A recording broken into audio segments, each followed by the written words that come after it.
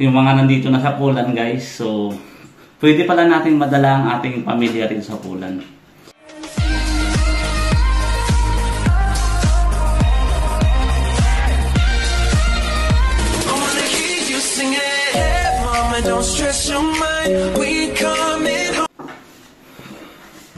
Hi guys, kamusta kayo? Kamusta yung mga tao sa buong kung saan panig man ang mundo kayo, mga kapwa kong OFW. So, ang topic natin ngayon sa araw na to ay sikreto to guys. Ay, joke lang. Hindi to siya sikreto. So, ito ay sa mga nangangarap pumunta ng Poland at yung mga nandito na sa Poland guys. So, pwede pala natin madala ang ating pamilya rin sa Poland. So, isa-isahin ko lang na pwede mong madala ay katulad ng iyong tatay, nanay, anak, at saka yung kapatid. So, yun lang po sa mga pamilya natin na pwede natin madala.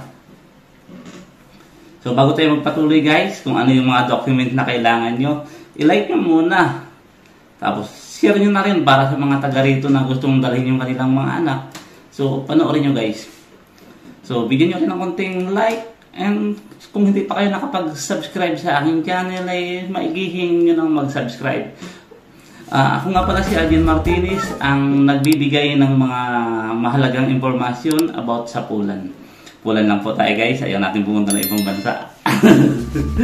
So, dahil nakapag-like na kayo, pwede na siguro tayo magsimula.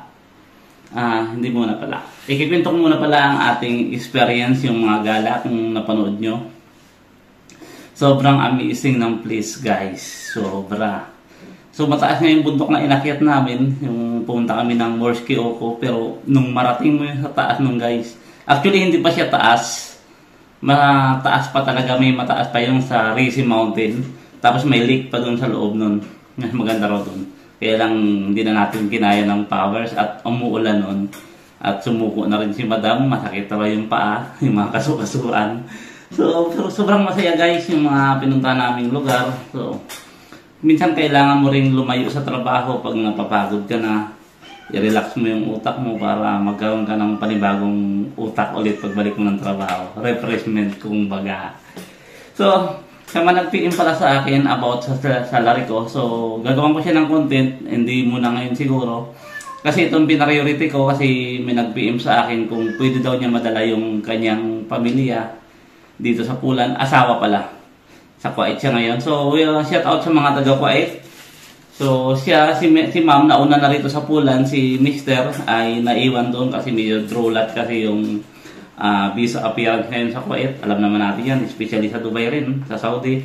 Kahit sa Hong Kong ngayon, masyadong matagal ang visa appearance. So, si madam nag-PM sa akin. Salamat nga pala sa suporta madam at hindi ko matanda ng pangalan kasi nasa Facebook ko. So, yun, tinatanong niya kung pwede niya lang makuha ang asawa niya. In-advise ko na lang kasi nakapag-apply naman siya. Hintayin na lang yung visa appearance. Makakarating at makakarating yan dito, ma'am. Huwag kang mag-alala. May plano ang Diyos para dyan. So, dasal-dasal lang at sana mabunot na rin siya at makapunta na rin sa Poland. So, bago tayo magsimula, hinahikayat ko muna kayong mag-like, mag-follow sa aking Facebook account na Arnel in Poland. So, ipa-flash ko na lang sa screen yung pangalan para pakipalo naman guys. So, doon na tayo. Kung may mga katanungan, pwede nyo ako i-PM doon. Kung may mga kailangan yung i-direct sa akin, so PM nyo na lang ako doon guys. Good news sa mga magulang na gustong madala ang kanilang family dito sa Poland. Kung nagtatrabaho na dito sa Poland, may TRC ka na, pwede mo na silang i-apply ng family reunification. Para sa pag-a-apply ng family reunification, ay kailangan ng mga sumusunod na document guys, makinig. So, na-research ko lang to lately. So, sa pag-apply ng documents, fill upan ang reunification form. Ang reunification form na makakuha to doon sa Bubuid-Ship Office kung saan municipality kayo naka-designated. So, for example, sa Poznan, dito ako, sa Poznan ko kukunin. Okay. Proof of relationship or mga documents. For example, asawa, kailangan ng marriage certificate. Anak, kailangan ng birth certificate. So, kailangan mo rin siyang ang proof of accommodation, guys. Yan ang pinaka kailangan mong i-provide. Tapos, kasi kailangan mong patunayan sa government nila na kaya mong may patitirahan ka sa mga i-invite mong mga anak na gusto mong madala rito o asawa na gusto mong madala. Yung about naman dyan sa accommodation, proof of accommodation, so pwede yung mahingi yan doon sa inyong employer or kung bibigyan kayo or nagre-rent kayo ng bahay, doon nyo pwedeng kunin yan.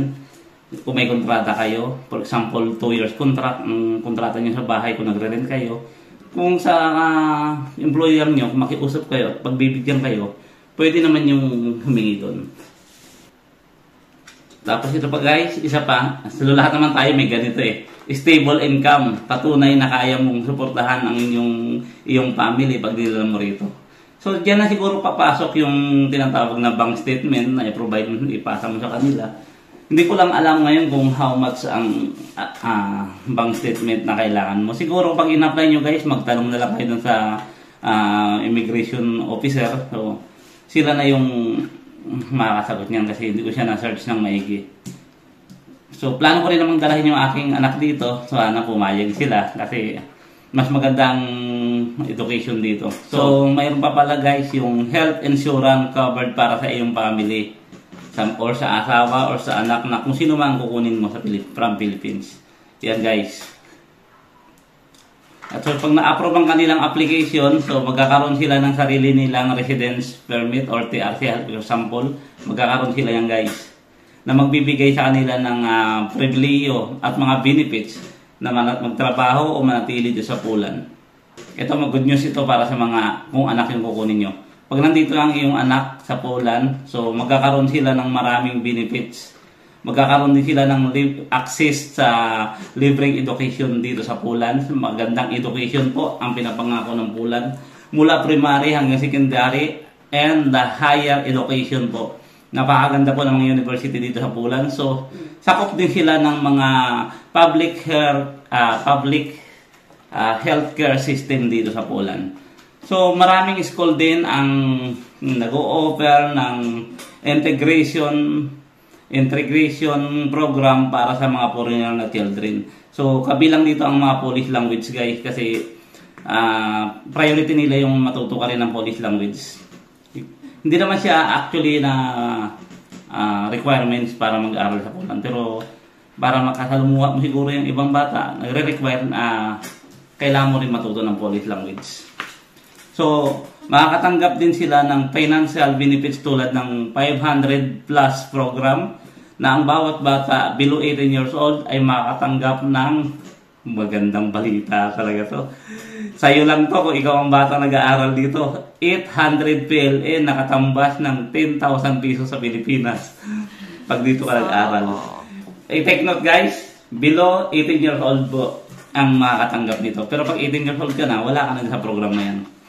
Yan yung matatanggap mo lagi. Pag, for example, yung anak ko, 14 pa lang siya. So, ilang taon niyang matatanggap yun habang nandito siya sa Poland nag-aaral. So, magandang allowance din yun at suporta ng gobyerno para sa kanilang education. So, kunting dagdag na lang ang gagawin ng magulang para sa kanyang anak. Libre naman yung education. So, ano pang kailangan gawin? So, allowance na lang yung pang gusto niyang bilhin. Kung pwede niyang isave yung pera niya, kung nag-aaral siya rito na habang, kung pwede rin siyang kunan ng bank account, so doon papasok yung kanyang monthly allowance galing sa government ng Poland. At yung Poland din ay nag-i-offer din ng magandang education. So, free po ang education din sa Poland ha, huwag nyo isipin may bayad.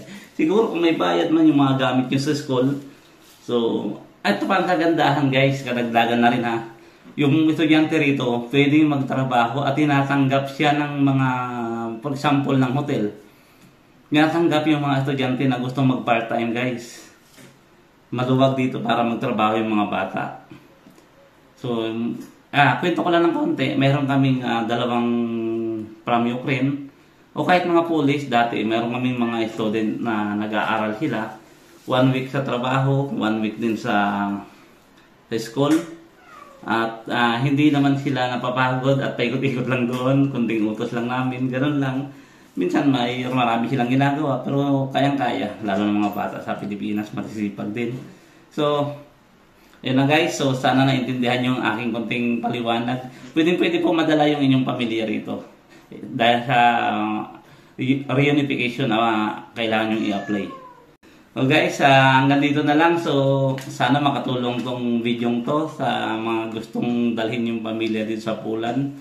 So sa mga hindi pa naman at gumuguhit pa lang ng kapalaran papunta ng Poland, share nyo tong video na to para makatulong din kayo dun sa gustong dalhin yung pamilya. For example, so ito yung ako si Arjen Martinez, ang patuloy na nagbibigay sa inyo ng guys, ng magandang impormasyon about Poland.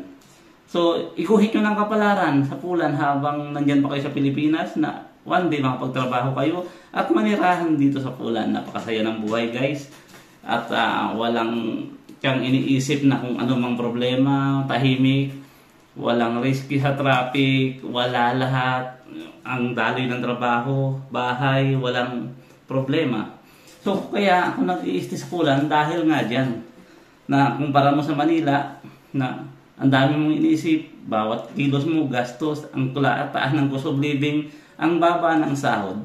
Pero sa Poland, mababa na ang cost of living, masaya pa ang buhay. So happy life lagi pag happy ang trabaho.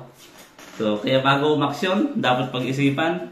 Ito nga pala si Arjen Martinez ang nagsasabi ng if you want to be a successful, living a simple life is a key. Thank you guys.